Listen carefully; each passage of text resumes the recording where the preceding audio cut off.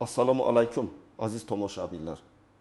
Bugun men sizga har birimiz uchun juda muhim bo'lgan, ammo ko'pchilik e'tibordan chetda qoldirayotgan bir imkoniyat haqida gapirib beraman.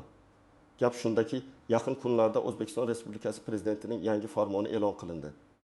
Bu farmon ijtimoiy himoyaga muhtoj fuqarolarimizga, ayniqsa kam ta'minlangan oilalarga, nogironligi bo'lgan shaxslarga va kichik biznes subyektlariga davlat banklari orqali katta miqdorda moliyaviy yordam ko'rsatishni nazarda tutadi. Bu shunchaki bir xabar emas, azizlar. Bu hayotingizda katta o'zgarish yasashi mumkin bo'lgan, oilangizning moddiy ahvolini yaxshilashga xizmat qiladigan real imkoniyatdir. Bu ma'lumot har bir inson uchun juda qimmatli. Shuning uchun videoni diqqat bilan oxirigacha tomosha qiling. Agar bu ma'lumot siz uchun foydali bo'lsa, kanalimizga obuna bo'lishni va ushbu videoga like bosishni unutmang. Bu bizni yanada ko'proq foydali kontent yaratishga undaydi. Muammoning mohiyati avval qanday edi va hozir nima o'zgardi? Avvallari davlat tomonidan ko'rsatiladigan ijtimoiy yordamlar albatta mavjud edi, lekin ular ko'pincha kichik miqdorlarda bo'lib, juda murakkab byurokratik jarayonlar orqali amalga oshirilardi. Misol uchun, bir oila kam ta'minlanganlik bo'yicha nafaqa olish uchun ko'plab eshiklarga bosh urishi, bir nechta hujjatlar yig'ishi va uzoq navbatlarda turishi kerak edi. Har bir ma'lumotnoma uchun alohida idoraga borish, ularni tasdiqlatish, keyin esa barchasini mahalla fuqarolar yig'iniga topshirish kerak edi. Jarayon shunchalik chigal ediki, ko'pchilik undan voz kechib, o'z qonuniy huquqlaridan foydalana olmasdi. Yordam miqdori ham ko'pincha oilaning barcha ehtiyojlarini qoplashga yetmasdi. U faqatgina oylik yoki choraklik asosiy xarajatlarning bir qismini qoplashga imkon berardi, xolos. Masalan, oilaning bir a'zosiga beriladigan nafaqa oylik minimal iste'mol xarajatlarining bir necha foizini tashkil etishi mumkin edi. Bu esa oilaning umumiy ahvolini sezilarli darajada yaxshilashga yetarli bo'lmasdi. Ammo hozir vaziyat butunlay o'zgardi, aziz do'stlar. Prezidentimizning yuqorida aytib o'tilgan farmoni aynan shu muammolarni hal qilishga qaratilgan. Bu farmon bilan joriy etilgan yangi tizim orqali moliyaviy yordam miqdori sezilarli darajada oshirildi va uni olish jarayoni soddalashtirildi. Eng muhimi, bu to'lovlar endi nafaqat kichik miqdordagi subsidiyalar, balki oilaning ijtimoiy-iqtisodiy ahvolini tubdan yaxshilashga qaratilgan katta miqdordagi yordam pullari hisoblanadi. Bu farmonning asosiy maqsadi aholining eng zaif qatlamlarini to'g'ridan-to'g'ri moliyaviy qo'llab-quvvatlash, ularga turmush sharoitlarini yaxshilash, farzandlarining ta'lim olishiga sharoit yaratish, hattoki o'z biznesini boshlash uchun initial kapitalni shakllantirishga yordam berishdir. Bu yordam endi bevosita davlat banklari orqali amalga oshiriladi. Bu esa jarayonning shaffofligini va tezkorligini ta'minlaydi. Endi sizga eshikma-eshik yurishning, ming xil ma'lumotnoma yig'ishning hojati qolmaydi. Minimal hujjatlar bilan nisbatan qisqa muddatda siz o'zingizga tegishli bo'lgan katta miqdordagi mablag'ni olishingiz mumkin. Bu nafaqat moliyaviy yordam, balki davlatning har bir fuqaro uchun qayg'urayotganligining yaqqol dalilidir. Asosiy qism 1. Batafsil tahlil. Nimalarni bilish kerak? Kimlar e'tibor berishi kerak? Kimlar esa xavotirlanmasligi mumkin? Endi keling, kimlar bu katta miqdordagi qo'shimcha to'lovni olishi mumkinligi va buning uchun nimalarni bilish kerakligini batafsil ko'rib chiqaylik. Bu farmonning asosiy maqsadi yordam ko'rsatishdir. Ya'ni u barcha fuqarolarga emas, balki aniq belgilangan mezonlarga javob beradigan shaxslarga beriladi. Kimlar e'tibor berishi kerak?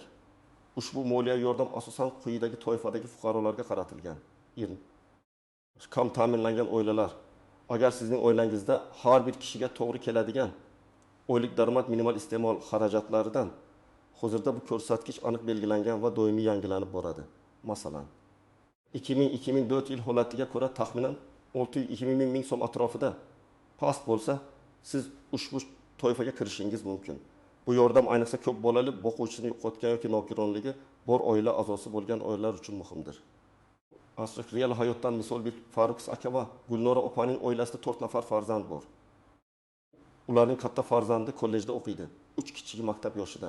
Farruq aka avtobus haydovchisi bo'lib ishlaydi va oylik maoshi taxminan 3 million so'm. Gulnora opa uy bekasi.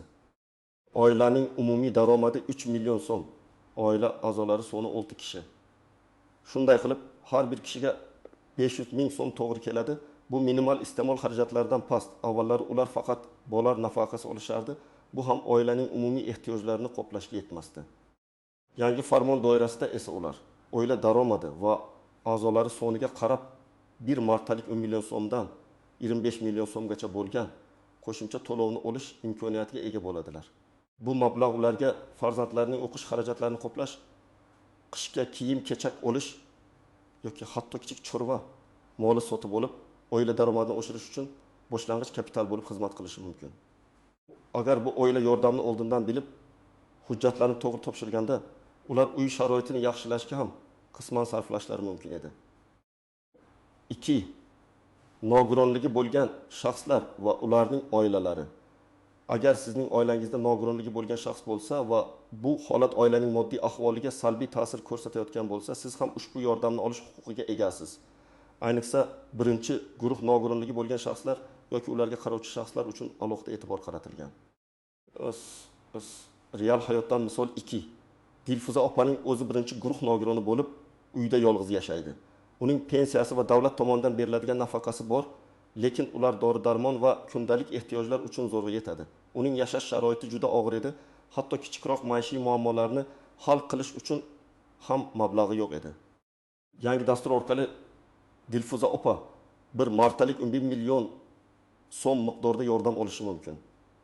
Bu pul unga xona sharoitini yaxshilash, kerakli tibbiy asbob-uskunalar sotib olish yoki hatto uyga yordamchi yollash uchun juda katta imkoniyat bo'ladi. Bu uning hayot sifatini sezilarli darajada oshiradi va unga davlatning qo'llab-quvvatlashini his ettiradi. 3. Yolg'iz onalar va boquvchisini yo'qotgan oilalar. Farzandlarini yolg'iz tarbiyalayotgan onalar yoki otalar.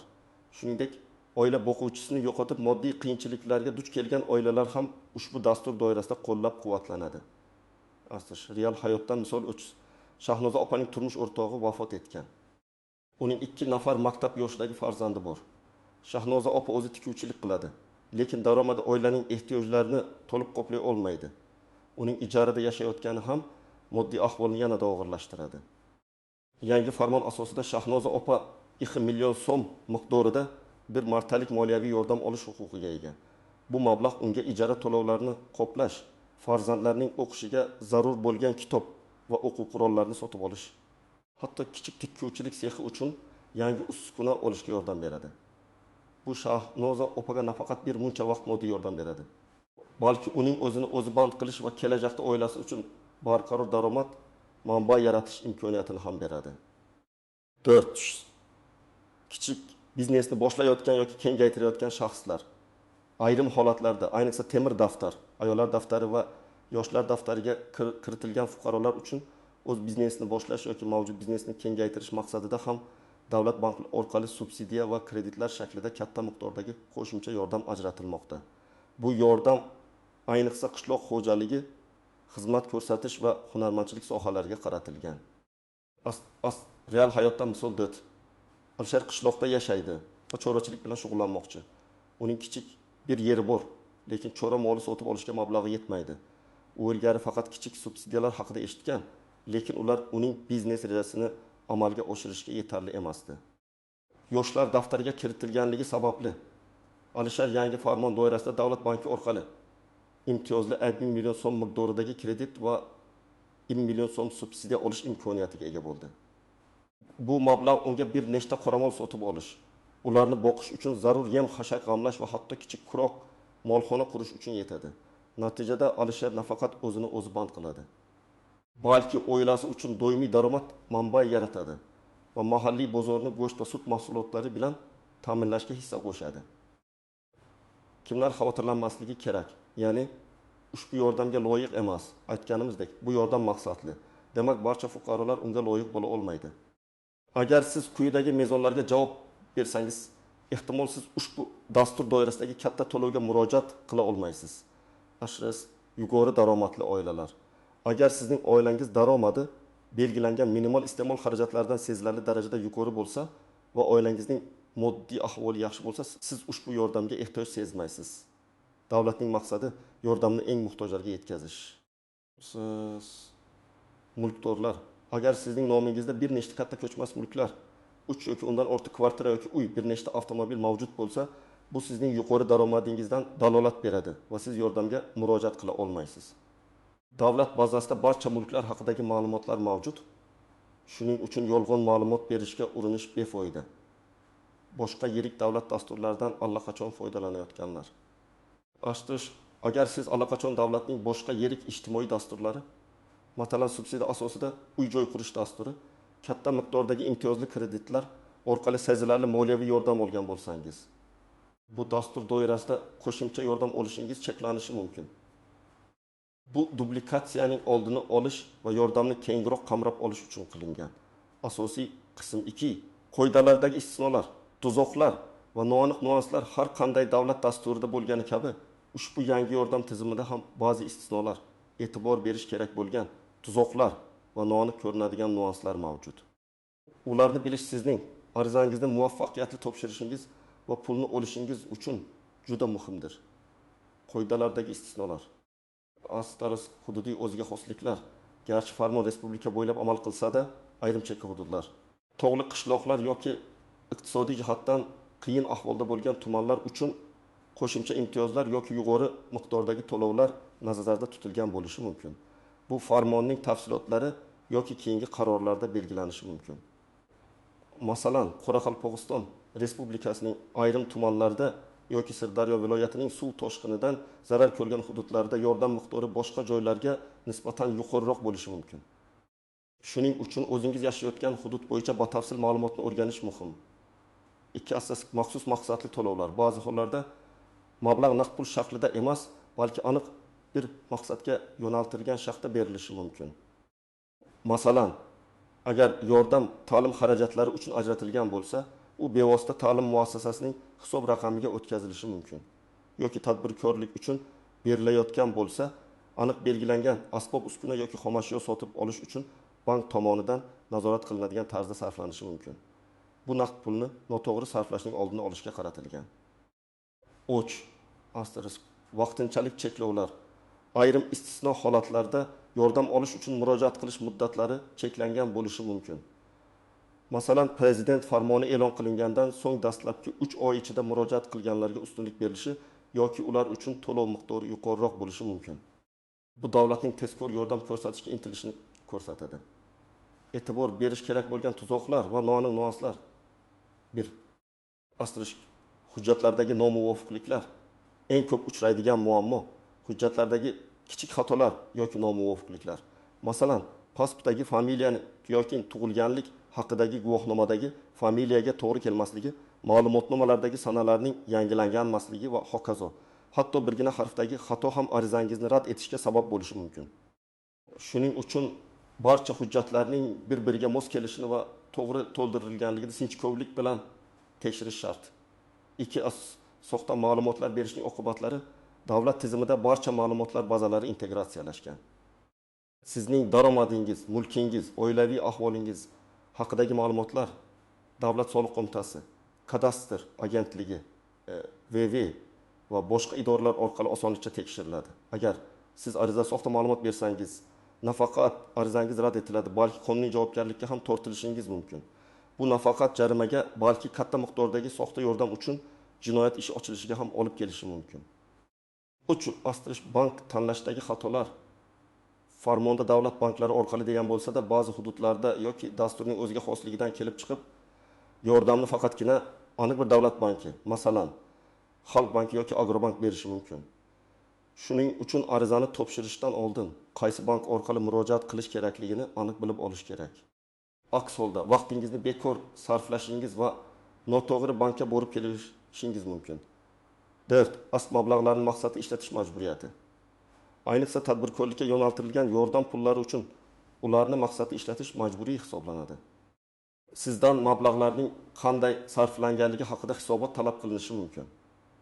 Masalan, siz qoramol sotib olish uchun pul olsangiz va uni to'y xarajati uchun ishlatib yuborsangiz, keyinchalik sizga nisbatan qonuniy choralar ko'rilishi mumkin. Bank xodimlari sizning xarajatlaringizni kuzatib borishi yoki tekshirishi mumkin. 5. Arizani ko'rib chiqish muddatlari. Rasmiy ravishda arizani ko'rib chiqish uchun belgilangan muddatlar mavjud, masalan, 15 ish kuni. Ammo ba'zan bu muddatlar qo'shimcha tekshiruvlar tufayli uzayishi mumkin. Shuning uchun sabrli bo'lish va muddat tugashi bilan darhol shov-shuv ko'tarmasdan avval bank yoki tegishli idoradan ma'lumot olish muhim. Ba'zan hujjatlar oqimi juda ko'p bo'lganligi sababli kechikishlar yuzaga kelishi mumkin. 6. Qora ro'yxatga tushish xavfi. Agar siz ilgari davlat tomonidan berilgan imtiyozli kreditlarni o'z vaqtida to'lamagan bo'lsangiz yoki boshqa moliyaviy majburiyatlaringizni bajarmagan bo'lsangiz, kredit tarixingizda salbiy belgi bo'lishi mumkin. Bu holatda hatto farmon talablariga javob bersangiz ham bank sizga yordam ajratishdan bosh tortishi mumkin. Banklar har doim o'z mijozlarining moliyaviy intizomini inobatga oladi. 7. Asterisk inflyatsiya va pulning qadri, garchi to'lov miqdori katta deb belgilangan bo'lsa-da, mamlakatdagi inflyatsiya darajasi ba'zan pulning xarid qobiliyatiga ta'sir qilishi mumkin. Mablag'ni olgandan so'ng uzoq muddatga saqlab o'tirmasdan ehtiyojlaringizni qondirish yoki daromad keltiradigan sohaga investitsiya qilish maqsadga muvofiqdir. Praktik maslahatlar, tomoshabin nima qilish kerakligi bo'yicha aniq qadamlar. Endi esa eng muhim qismga yetib keldik. Qanday qilib bu imkoniyatdan foydalanish, ya'ni bu katta miqdordagi pullarni olish uchun nimalar qilish kerak? Men sizga bosqichma-bosqich aniq ko'rsatmalar beraman. Eng qadam arizaga loyiqligingizni tekshiring va rasmiy ma'lumot oling. Qayerga murojaat qilish kerak? Eng avvalo mahallangizdagi mahalla va oilani qo'llab-quvvatlash bo'limiga boring. Bu yerda sizga dastlabki konsultatsiya beriladi va sizning holatingiz ushbu dasturga to'g'ri keladimi yo'qmi aniqlashtiriladi. Yoki O'zbekiston Respublikasi Ijtimoiy himoya agentligining hududiy bo'limlariga murojaat qiling. Agentlikning rasmiy veb-sayti ijtimoiy.uz va yagona kal markaz raqami orqali ham dastlabki ma'lumotlarni olishingiz mumkin. Astish, nimani aniqlash kerak? Bu farmonning nomi va raqamini aniq bilib oling. Shuningdek, aynan sizning holatingiz bo'yicha, masalan, kam ta'minlangan oila, nogironligi bor shaxsiy qarovchi yoki tadbirkor qanday mezonlar asosida yordam berilishi haqida batafsil ma'lumot oling. Har bir vaziyatning o'ziga xosligi bo'lishi mumkinligini esdan chiqarmang. Misol uchun, ba'zi joylarda temir daftarga kiritilish uchun bir nechta qo'shimcha shartlar mavjud bo'lishi mumkin. Aslish, ikki qadam zarur hujjatlarni to'plang. Bu bosqich juda muhim. Chunki bitta hujjatning yetishmasligi yoki noto'g'ri to'ldirilishi arizani ko'rib chiqish jarayonini sezilarli darajada kechiktirishi mumkin. Odatda talab qilinadigan hujjatlar ro'yxati quyidagicha. Aslish, shaxsni tasdiqlovchi hujjat. O'zbekiston Respublikasi fuqarolik pasporti yoki ID kartangiz. Barcha oila a'zolarining pasportlari yoki tug'ilganlik haqidagi guvohnomalari. Pasportingizning amal qilish muddatiga e'tibor bering. Nusxalari bilan birga asl nusxalarini ham olib boring. Oila tarkibi haqida ma'lumot. Mahalladan beriladigan oila tarkibi to'g'risidagi ma'lumotnoma. Unda oilaning barcha a'zolari, ularning qarindoshlik darajasi va yashash manzili aniq ko'rsatilgan bo'lishi kerak. Bu ma'lumotnoma undan kungacha amal qilishi mumkin. Shuning uchun uni eng oxirida olishga harakat qiling. Daromadlar to'g'risidagi ma'lumotnoma oilaning barcha ishlaydigan a'zolarining oxirgi 6 yoki enegacha oylik daromadlari haqidagi ma'lumotnoma ish joyidan. Agar kimdir norasmiy ish bilan band bo'lsa, bu haqda arizada ko'rsatish lozim. Agar ishsiz bo'lsangiz, bandlikka ko'maklashish markazidan ishsiz deb ro'yxatga olinganligingiz haqida ma'lumotnoma talab qilinishi mumkin. Pensiya oluvchilar uchun pensiya jamg'armasidan ma'lumotnoma. Nogironlik haqidagi ma'lumotnoma agar mavjud bo'lsa, agar oilada nogironligi bo'lgan shaxs bo'lsa, tibbiy mehnat ekspert komissiyasi xulosasi va nogironlik guruhini tasdiqlovchi hujjat. Boquvchisini yo'qotganlik haqida hujjat, agar mavjud bo'lsa, o'lim haqidagi guvohnoma. Tadbirkorlar uchun qo'shimcha hujjatlar. Tadbirkorlik subyekti sifatida davlat ro'yxatidan o'tganlik haqidagi guvohnoma, biznes reja, bank hisob raqamining rekizitlari. Boshqa hujjatlar, ba'zi hollarda uy-joyning kadastr hujjati, bank hisob raqami rekizitlari, agar mavjud bo'lsa, nikoh yoki nikohni bekor qilish haqidagi guvohnoma ham talab qilinishi mumkin. Har bir hujjatning asl nusxasi va kamida bitta nusxasini tayyorlab qo'ying. Hujjatlar ro'yxati farmonning o'zida yoki uning ijrosiga bag'ishlangan hukumat qarorlarida aniq keltirilgan bo'lishi shart. 3 qadam. Arizani topshirish uchun qayerga borish kerak? Hujjatlaringiz to'liq bo'lgach, siz yordam olish uchun murojaat qilishingiz mumkin. Asosiy joy. Asosan yordam davlat banklari orqali berilganligi sababli sizning hududingizdagi Xalq banki, Agrobank yoki mikrokredit bank filiallarining ijtimoiy himoya masalalari bo'yicha mas'ul xodimlariga murojaat qilishingiz kerak bo'ladi. Ba'zi hollarda ayniqsa temir daftarga kiritilganlar uchun. Murojaat yagona interaktiv davlat xizmatlari portali orqali elektron shaklda amalga oshirilishi ham mumkin. Mahalla fuqarolar yig'ini. Asterisk ayrim dasturlar doirasida dastlabki arizalar mahalla fuqarolar yig'inida qabul qilinib, keyin tegishli banka yoki ijtimoiy himoya agentligiga yo'naltirilishi mumkin. Shuning uchun bir qadamda aytilganidek, mahalladan aniq ma'lumot olish juda muhim. Jarayon: siz bankka borganingizda maxsus ajratilgan xodim sizning hujjatlaringizni qabul qilib oladi. U sizga arizani to'g'ri to'ldirishda yordam beradi.